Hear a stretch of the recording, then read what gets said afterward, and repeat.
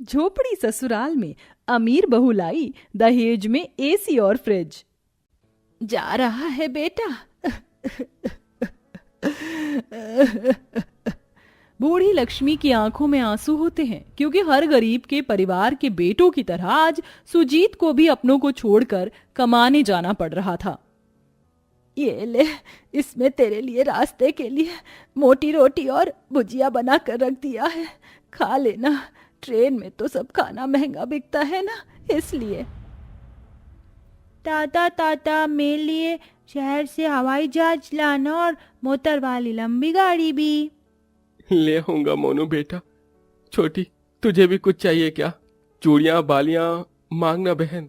मुझे कुछ भी नहीं चाहिए भैया, बस आप जल्दी आना। अरे बस, अब बस भी करो। रो धो कर विदा करोगी क्या सुजीत को? जा बेटा, वरना ट्रेन छूट जाएगी। और हाँ, पानी पीते रहना, गर्मी बहुत ज्यादा हो रही है। सुजीत अपना बैग उठाकर चला जाता है। गरीब सुदामा का परिवार एक टूटी फूटी झोपड़ी में बसा था, जो कि बिल्कुल एक कचरादान के पास था, जिसमें विधवा बहू सुधा, बेटी नुपुर, नन्हा बच्चा मोनू और बूढ़े सुदामा और लक्ष्मी रहते थे। बहुत ही मुश्किल से गरीब सुदामा ने अपने बेटे सुजीत को 12वीं पढ़ाया लिखाया था और अब घर की परिस्थितियों को बदलने के लिए सुजीत शहर में नौकरी करने आया था। शहर आ तो गया, लेकिन मुझको यहाँ नौकरी कौन देगा? अरे हाँ, मनदीप भैया ने एक जगह का पता दिया तो था। हाँ, ये रहा। सुजीत पता पढ़ते हुए सड़क पर चलने लगता है। तभी काली लंबी गाड़ी में बैठी अमीर रिद्धिमा हेडफोन लगाए स्पीड में कार चलाती आ रही होती है। आंखें खुली हो या हो बंद, दीदार उनका होता है। कैसे कहूँ मैं ओ यारा, ये प्यार कैसे होता है। तभी तेजी की वजह से सड़क की सारी कीचड़ उछलकर सुजीत के कपड़ों को गंदा कर देती है। अरे ओ मैडम, इंसान दिखाई नहीं देता क्या? बदतमीज कहीं की। Oh shit shit shit shit shit, ये क्या किया तूने रिद्धिमा, स्टूपिड कहीं की। तभी एक झटके से रिद्धिमा गाड़ी रोक कर उतरती है। हे भगवान, कहीं ये मैडम जी मुझे अंग्रेजी में गाली बकने तो नहीं आ रही? लेकिन रिद्धिमा एटीट्यूड में माफी मांगती है। I am literally sorry. आपकी सॉरी का क्या मैं अचार डालूं? पूरे 250 की खरीदी थी ये शर्ट मैंने। इंटरव्यू देने जाना था मुझे, अमीरजादी कहीं की। आप अपने पिताजी के पैसों का पेट्रोल फूंक रही हो, जब खुद को कमाना पड़ता ना तो पता चलता। Excuse me, I am business women, understand? मैं उन लड़कियों में से नहीं है जो पिता के पैसे पर ऐश करें। रिद्धिमा सुजीत को 4 बातें सुनाकर चली जाती है। सुजीत इंटरव्यू के लिए आता है, जहां लिफ्ट के पास भीड़ मची होती है। जी सुनिए, यहाँ इतनी भीड़ क्यों है? अरे हमारी बॉस के पिताजी लिफ्ट में फंस गए हैं, इसलिए। जरा हटिए, हटिए आप। सुजीत अपनी जान पर खेलकर रौनित को बाहर निकालता है। तभी भागती हुई रिद्धिमा आ जाती है। डैड, आप ठीक तो हैं? आई एम ओके बेटा, इस बच्चे ने मेरी जान बचाई है। तुम? आप? मैंने तो सुबह मैडम जी को कितना भला बुरा कह दिया था। सुजीत डर के मारे जाने लगता है, लेकिन रिद्धिमा उसे नौकरी पर रख लेती है।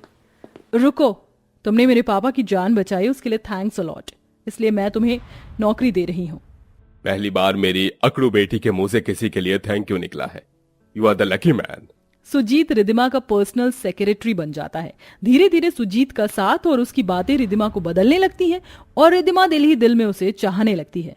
उधर बढ़ती गर्मियों के मौसम में झोपड़ी में गरीब परिवार वालों का हाल बहुत बुरा होता था। बाप रे बाप, इस बार की गर्मी के मौसम ने तो रिकॉर्ड ही तोड़ दी है, एकदम तबाही मचा रखी है। दादी, मुझे गर्मी लग रही है, ये पंखा इतना धीरे क्यों चल रहा है, इसे तेज करो ना। अरे मोनू, आजा चलकर बाहर बैठते हैं, देख ठंडी ठंडी हवा बह रही है। क्या पिताजी, गरम गरम लू बह रही है। माँ, भैया को फोन करके बोल दो ना, कुछ पैसे भेज देंगे, एक फ्रिज ही ले लेते हैं, कम से कम ठंडा पानी तो पीने को मिलेगा। एसी की ठंडी हवा तो हमारी किस्मत में ही नहीं है। नुपुर, अभी देवर जी को ज्यादा दिन नहीं हुआ शहर गए, ऊपर से उनकी रोटी पानी का खर्चा भी होगा, और फिर ये एसी फ्रिज 1-2 रुपए की चीज थोड़ी है जो यूं ही ले ले। हमारे लिए तो हमारा मटका ही फ्रिज है। कहर ढाती उस गर्मी में पूरा परिवार दुख भोग रहा था। इधर रिद्धिमा सुजीत से अपने प्यार का इजहार करती है। Sujit, I love you so much. जब से तुम मेरी जिंदगी में आए हो मैं बदल गई हूँ। एक टाइम था जब मैं खड़ूस थी, ना ज्यादा किसी से बात करती थी, लेकिन अब मैं अकेले में मुस्कुराती हूँ, गुनगुनाती हूँ। तुम्हारी वजह से मैं खुद से मिली हूँ। लेकिन सुजीत अपनी गरीबी को सोचकर कदम पीछे कर लेता है। रिद्धिमा, मैं बहुत गरीब परिवार से हूँ। शहर में अपने परिवार के लिए कमाने आया था। मैं तुम्हारे जितना अमीर नहीं हूँ। कोई बात नहीं, तुम मुझे जहाँ रखोगे, जैसे रखोगे मैं रह लूंगी। दोनों एक दूसरे के गले लग जाते हैं। मैं आज ही अपने मम्मी डैडी से बात करूंगी। Are you mad baby? तुम्हें पूरी दुनिया में प्यार करने को तुम्हारा ही गरीब सेक्रेटरी मिला था। लिसन बेबी, ये प्यार व्यार कुछ नहीं होता। जिंदगी पैसे पर चलती है। मम्मी प्लीज, मैंने सुजीत को अपना जीवन साथी मान लिया है। शादी करूंगी तो उसी से। हमारे रिश्ते की इज्जत तो तुम कर नहीं पाई माया। अपनी बेटी के फैसले की तो इज्जत करो। श्योर श्योर मिस्टर रोनित, एक गरीब दूसरे गरीब की ही साइड लेगा। वो तो मैं थी जो अपने डैडी से तुम्हारे लिए भीख में पैसे मांग कर लाई थी, जो तुम बिजनेस खड़ा कर पाए, वरना तुम्हारी औकात जीरो थी। माया गरीबों से चिढ़ती थी। वो नहीं चाहती थी कि ये शादी हो। इधर सुजीत रिद्धिमा को अपने गरीब परिवार से मिलाने लाता है, जहां सब पसीने में बेहाल परेशान कबाड़ा बीन रहे थे। मम्मी मम्मी देखो, मैंने कितनी सारी पन्नी जमा की है। लाओ दो, मैं सारा कबाड़ा बेच के आता हूँ। उनके चारों तरफ मक्खी भिनभिना रही थी। सबके हाथ में कूड़े की बोरी थी। बाबूजी, ये सब क्या कर रहे हैं आप सब? बेटा तू आ गया। हालात इतने बिगड़ गए थे कि खाने को भी कुछ नहीं बचा था, इसलिए कूड़ा बीन कर थोड़े पैसे बन जाते हैं, इसलिए बस। देवर जी, ये कौन है? भाभी, ये रिद्धिमा है, आपकी होने वाली देवरानी। जी नमस्ते भाभी। पूरा गरीब ससुराल उसे घर के अंदर लाता है, जहां गर्मी से घर उबल रहा था। ओह गॉड, यहाँ कितनी गर्मी है। मुझे तो एसी के बिना एक सेकंड भी रहने की आदत नहीं है। ये लोग कैसे रहते हैं यहाँ? जी थोड़ा पानी मिलेगा? नुपुर झोपड़ी के कोने में रखे मटके के पास जाती है, जो कि कई हिस्सों से टूटा फूटा था। नुपुर पानी लाके देती है। ये लीजिए भाभी। Thank you very much. माँ जी, आप लोग इतनी गर्मी में एसी फ्रिज के बिना कैसे रह पाते हैं? क्या आपको एसी की ठंडक में रहने का दिल नहीं करता? लक्ष्मी की आंखों में आंसू उमड़ आए। करता है बेटी, लेकिन इस गरीबी के आगे कर भी क्या सकते हैं। हमारे लिए ये मिट्टी का मटका ही हमारा फ्रिज है, और इन पेड़ों की हवा को ही एसी की हवा समझ लेते हैं। अब बस तुम जल्दी से बहू बनकर आ जाओ। अब समझ आया सुजीत किस पर गया है। इस तरह से रिद्धिमा अपने होने वाले ससुराल वालों से बातचीत करके थोड़ी देर में निकल जाती है, लेकिन वह अपने होने वाली सास के एसी और फ्रिज वाली बात से परेशानी को अपने दिल में बैठा लेती है, जिससे अब वह पूरा करने का ठान लेती है। और कुछ दिन बाद वो अपने परिवार वालों को वहां जाने के लिए मना लेती है। कचरे के पास झोपड़ी देख माया कहती है, मेरी महलों में रहने वाली बेटी कचरे वाली इस झोपड़ी को अपना ससुराल बनाना चाहती है। मैं क्या करूं? अपनी जिंदगी बर्बाद करने चली है। यह देखकर रौनक भी थोड़ा परेशान होता है, पर वह अपनी बेटी की पसंद पर विश्वास करके झोपड़ी में चला जाता है, जहां माया देखती है ना फ्रिज है ना एसी। और तभी माया गरीब ससुराल वालों पर टॉन्ट मारती है। बेटा रिद्धिमा, मुझसे समझ आ गया है कि इस 2 कौड़ी के लड़के ने तुम्हें प्यार के जाल में इसलिए फंसाया है ताकि तुम इस झोपड़पट्टी वालों के लिए दहेज में महंगा फ्रिज और इंपोर्टेड एसी लाओ। इन भिखारियों की खुद से खरीदने की औकात जो नहीं। मॉम प्लीज चुप हो जाइए। डोंट यू डेयर माया, अपनी बेटी के ससुराल में आकर ऐसे तमाशा करते तुम्हें शर्म नहीं आती? तभी आंखों में आंसू भरे गरीब सुदामा ने कहा, 1 मिनट भाई साहब। बहन जी, हम गरीब जरूर हैं, लेकिन यकीन मानिए, हमको अपने घर की लक्ष्मी के सिवा दहेज का एसी फ्रिज तो दूर 1 रुपया भी नहीं चाहिए। समधी जी, माया की तरफ से मैं माफी मांगता हूँ।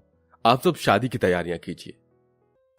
रौनक अपनी बेटी की खुशी देखकर उसकी शादी करवा देता है। इधर रिद्धिमा किसी को फोन मिलाती है। हाँ जी भैया, मैंने जो एसी और फ्रिज का ऑर्डर दिया था कब तक आ जाएगा? जी, आज डिलीवरी हो जाएगी मैडम। ओके, थैंक यू भैया। जिस एड्रेस पर बोला था उस पर ही कर देना ध्यान से। ठीक है मैडम जी। रिद्धिमा गाड़ी में बैठकर अपने आलिशान मायके से विदा होकर भीषण गर्मियों में अपनी झोपड़ी के ससुराल में आ जाती है, जहां गरीब ससुराल वालों ने थोड़े मोड़े फूल पत्तियों से झोपड़ी की सजावट की हुई थी। सबके सर पैर से पसीना टपक रहा था। अरे वाह, चाची तो कितनी सुंदर है। तो फिर चाची को प्यारी सी पुच्ची दो। मुआ। ये लो ठंडा बर्फ वाला कोका कोला तुम्हारे लिए। मोनू पसीने में लथपथ कोका कोला लेकर खुशी से उछल पड़ता है। थैंक यू चाची। देवरानी जी, आपको ये पेप्सी नहीं देना था, वरना फिर ये जिद पकड़ लेगा और पीने की, और हमारे घर में फ्रिज भी नहीं है। बस थोड़ी देर और भाभी, इस घर में फ्रिज और एसी दोनों लगेगा। आजा बहू, तेरा स्वागत है। लक्ष्मी घर आई अपनी अमीर बहू का स्वागत ही कर रही होती कि इतने में दहेज का फ्रिज एसी आ जाता है। जी सुदामा जी और लक्ष्मी जी का घर है, मैं आपका फ्रिज और एसी लाया हूँ। लेकिन हमने तो मंगाया नहीं। सुजीत बेटा, तूने मंगाया क्या? नहीं तो माँ, मैंने नहीं मंगाया। ये ऑर्डर मैंने दिया है माँ जी। लेकिन बहू, हम ये दहेज नहीं ले सकते। ये दहेज नहीं, एक बेटी का दिल से दिया गया छोटा सा उपहार है। ले लीजिए माँ जी प्लीज। गरीब ससुराल वाले उस एसी फ्रिज को स्वीकार कर लेते हैं। दोनों चीजें झोपड़ी में लग जाती हैं और जैसे ही एसी चलता है तो भट्टी जितनी धधकती झोपड़ी एकदम बर्फ जितनी ठंडी हो जाती है, जिससे सबको सुकून आता है। आज जाके गर्मी का मौसम का पता नहीं चल रहा, मुझे तो प्यास लगी है, मैं चली फ्रिज का पानी पीने। और पूरा ससुराल एसी की ठंडी हवा के साथ फ्रिज का ठंडा पानी पीता है। रिद्धिमा भी अपनी झोपड़ी के ससुराल में आकर सबके साथ बहुत खुश थी।